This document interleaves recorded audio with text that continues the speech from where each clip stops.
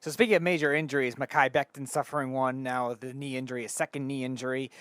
So what do you think could be the long-term trajectory going into obviously next year? Because a guy that big, 6'7", over 350 pounds, and also one thing that they always prided him on was moving so well for his size, why he got so much love during the draft. So how do you think he will be able to come back? And do the Jets still play him as a right tackle? Could you see him moving to guard? What do you think about the long-term trajectory?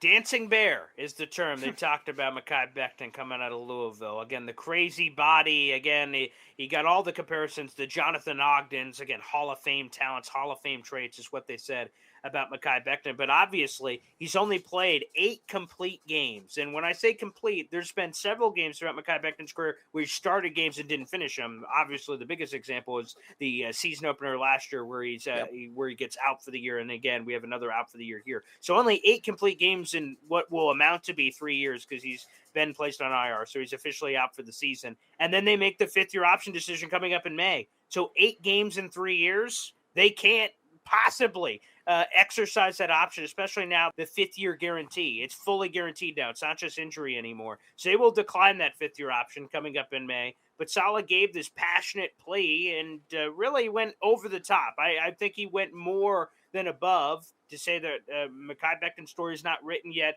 We still believe in him. Organization wraps their arms around him. If they were going to trade him, it had to have been this past offseason where he still had some value, where you had a really impressive rookie year. Again, there's still injuries.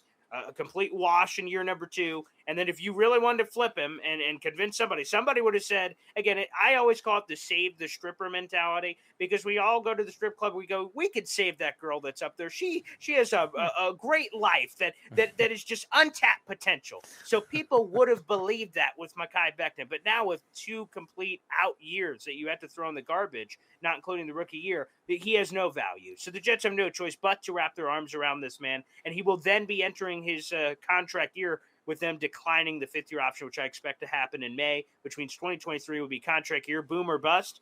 And in terms of what he will be, in terms of long-term prognosis, I don't think guard is going to happen for him. I think he stays at tackle. But in this case, when they signed Dwayne Brown as a veteran free agent, they signed his old ass to a 2-year deal.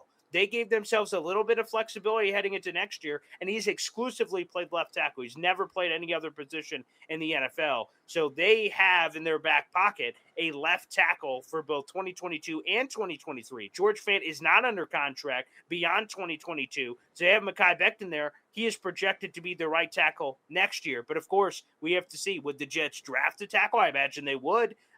Very highly in the 2023 NFL draft to protect themselves, because Dwayne Brown would be becoming his 38 age season. Mekhi Becton hasn't played in 2 years. And then you have George Fant, which, again, we don't know what his future is going to be with this team. So they'd have no other choice but to draft a guy. But I think Becton stays at tackle to answer the question. We are talking to Heavy Sports Jets digital reporter Paul Esden Jr. Last question for me, Paul. Sure.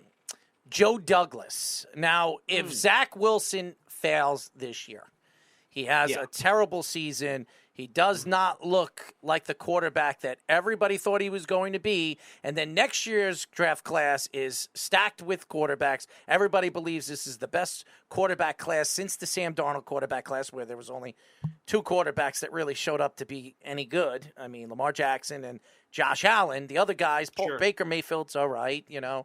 Sam Darnold looks like he's a bust. I mean, everybody that we've seen so far just has failed. But nevertheless, Josh Rosen too.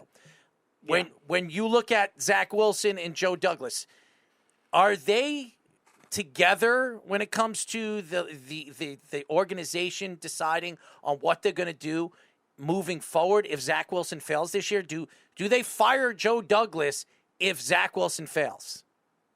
I see that there's enough room for my window to slide over for a new window to pop up next to me for a 4th guest, and that 4th guest would be Joe Douglas's head on a pike, because they are completely attached at the hip. If Zach Wilson flops to the way that you said, in any which way, if it's injuries, I guess it leaves this aura of mystery, and then you then fans and media and everyone says to themselves, what could he have been, as opposed to him just sucking, like him being terrible? Because the Jets offense, as we've talked about throughout this show, they have done leaps and bounds of adding talent around him, which, again, will make sure that the Sam Darnold thing doesn't happen. With Sam Darnold, of course, there was always excuses. Well, the offensive line isn't great. Well, the coaching sucks. Adam Gase. Well, this and this and this. They didn't want any of those excuses. They wanted to know that if they put all the talent around him and Zach Wilson failed, they're like, well, he failed because he sucked, not because of anything we didn't do in terms of some level of continuity offensively. Joe Douglas got his whack at the pinata. That was Zach Wilson. He traded away Sam Darnold, which amounted to be a very good trade to get 3 draft picks and maximize that value. And then they invested in Zach Wilson. They got their second choice of anyone not named Trevor Lawrence. He picked Zach Wilson. If Zach Wilson flops, I don't think Joe Douglas gets to see or enjoy the banquet of what appears to be a very rich quarterback class in 2023. So I think it's all or nothing here. And in that case, heads are going to roll if the Jets, first off, just don't have the wins this year. The ownership wants tangible results. He didn't say playoff mandate, but he might as well have. They need significant wins. And again, they've had 6 wins over the last 2 years. That's just completely unacceptable. They need to have 7, 8, 9. They got to be in the conversation at the end of the season, or heads are going to roll. So yes, they're completely attached at the hip. So you're saying that if Zach Wilson only gives the Jets have one of the hardest schedules in all of the NFL. If the Jets don't win more than 6 games this year, so you're telling me Joe Douglas, Zach Wilson, and maybe even Robert Saleh are on their way out? Oh, yes, that is completely possible that all of those heads can roll with that. Wow. And again, to be honest, though, I don't get the entire schedule excuse. I know from a national perspective, people have looked at the Jets schedule and said it's incredibly tough. I look at the schedule and I evaluate it from a quarterback perspective.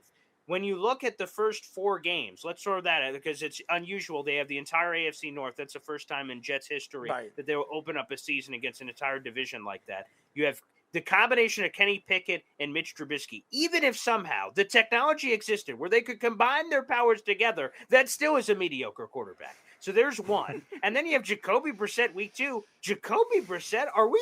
Who the hell? Jacoby Brissett? Now, okay, the other 2 are pretty good. You have not reigning MVP, but a former MVP in Lamar Jackson. He's really good. And Joe Burrow was just in the Super Bowl. Those guys are good, but I evaluate it on a quarterback schedule. Now, I get it.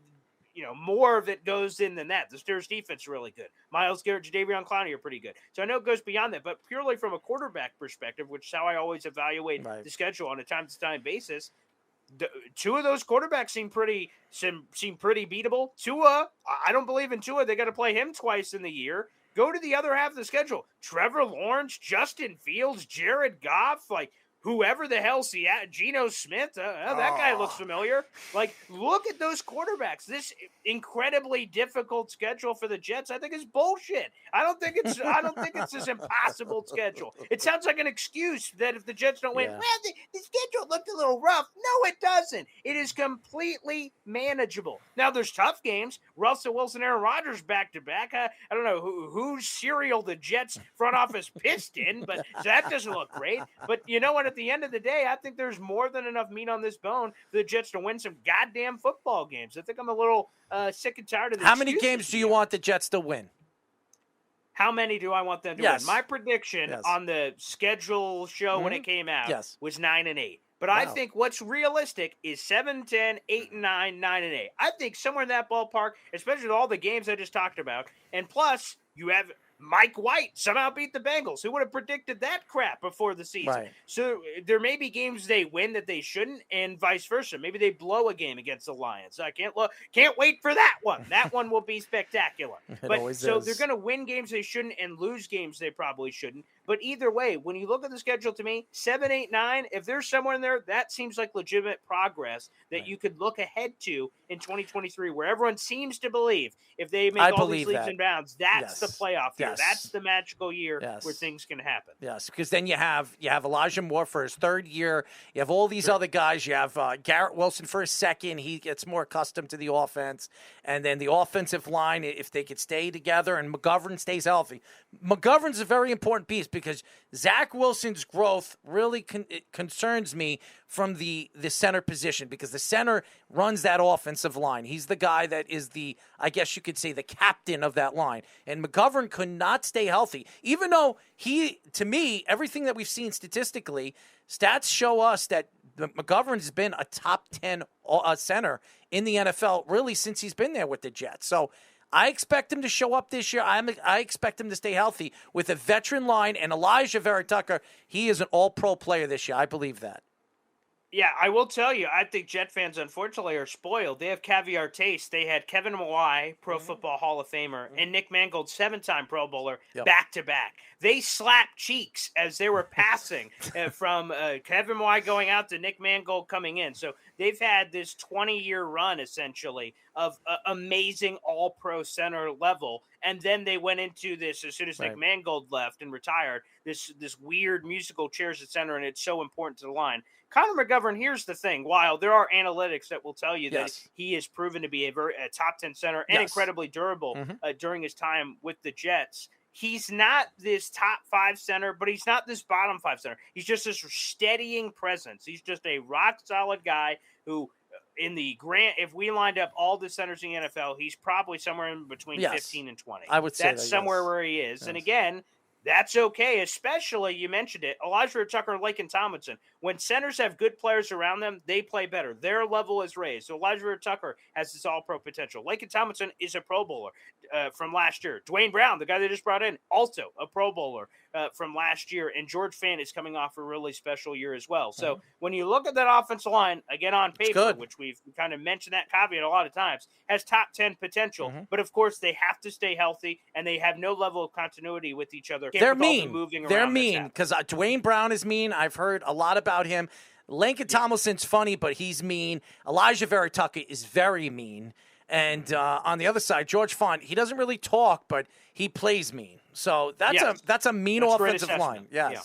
So and McGovern, everything that I've heard, I've never met McGovern. I've met Fant, I've met Elijah Vera-Tucker, and I've also met Laken Tomlinson years and years ago as a San Francisco 49er. I think all 3 of those players are going to play a big part of the growth of this team, but Elijah Vera-Tucker, I believe he could be the best player on that line. If you look at stats, Elijah Vera-Tucker was a top 3 guard in the NFL the last 8 games of the season. If he could do that this year, a full season, now under the same offense, under Mike LaFleur, I think he's going to be special. I really do. Wow, look at this show. You guys doing all your homework and bringing stats and getting extra credit points at the end of class. You guys are goddamn impressive. Well, thank you very much, my friend. So, first of all, we really appreciate you joining us, giving us the 43 minutes on the show. Nice. Booyah. And your personality definitely stands out, especially who we are and how crazy we are and how loud we are. So we really appreciate you. Tell the fans how they can find you on social media. Of course, I try to make it as simple as possible. @BoyGreen25, Facebook, Twitter, the Gram for all you kiddos out there. Yeah, I'm on the Gram. So Facebook, Twitter, Instagram, of course, YouTube.com/BoyGreen25. We have a lot of great interviews. We had Jericho Cotchery on earlier this offseason. So whether it's former Jets players, Damian Woody was on, Jets beat reporters, insiders, and everything. We try to give you a nice little splash there on YouTube with some cool insight and things of that nature. So youtube.com/BoyGreen25. And, of course, on all the social medias, if you want all the daily action as well, @BoyGreen25. Hit the follow button. Let's follow each other on Twitter. I'll definitely stay in touch with you. I really like your personality. Speedy, my producer, he'll send you my Twitter. As soon as I'll follow you.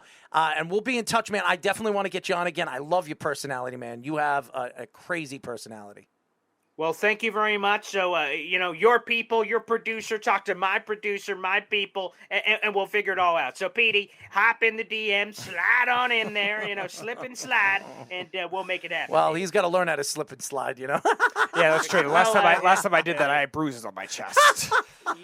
You know what? I believe that, to be honest with you, Petey. So, make sure you flex up. Add some more muscle to that frame of yours. Well, Paul, he doesn't. Get some Brutus Beefcake in there. Paul, Brutus Barber Beefcake. I remember him too, but Paul, he doesn't understand what the slip and slide, comedy is. So I see. Well, practice makes perfect. So just give it an old Bing search and Bing search, hit the images. That was the best search engine for a while, but not anymore. Yeah, there you go. Excellent. Thank you, Paul. Yeah, thanks, fellas. Peace out. Always.